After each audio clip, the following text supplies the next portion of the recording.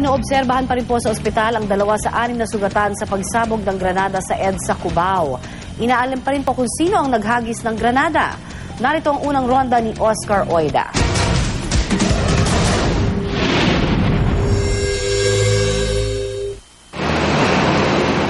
Nagkabutas-butas ang gilid ng bus na ito sa dami ng tinamong tama mula sa isang pagsabog na naganap sa bahagi ito ng EDSA southbound lane bago sumapit ng Cubao Aurora sa Quezon City. 4 sa sakay nito ang sugatan. Pero mas malala ang tinamo ng 2 bystander, kabilang ang vendor na si Romel Simplorios na noy natutulog daw sa may bangketa. Sa uka na nilikha ng pagsabog, di may pagkakailang malakas ito. Kapansin-pansin din ang mga pinsala na tinamo ng mga establishmento sa lugar. Ayon sa mga naroon, nagulat na lamang daw sila nang marinig ang pagsabog. Nandun po kasi ako sa loob, kumakain ako, tapos bigla na lang may narinig kaming sumabog. Tapos? Yun lang. May nakita ko mga tinamaan? Wala, kasi paglabas ko madilim na. Yung usok na lang yung ano.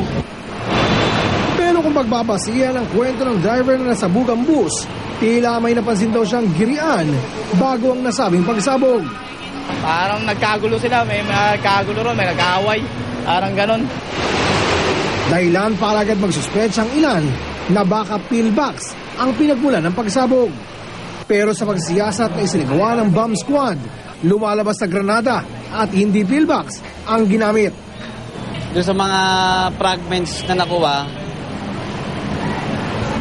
masasabi namin na granada. Pero mag-a-under ko pa rin ng, ng laboratory.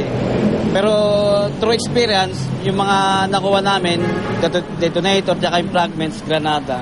Inaalam po natin kasi nung tinanong po natin yung ating testigo na si Frederick, sabi niya, bigla na lang daw may sumabog. So inaalam po natin kung meron nagkaroon ng away dito o nagkaroon ng trouble na maaaring between dito sa ating area na to kung sino po yung nag-away.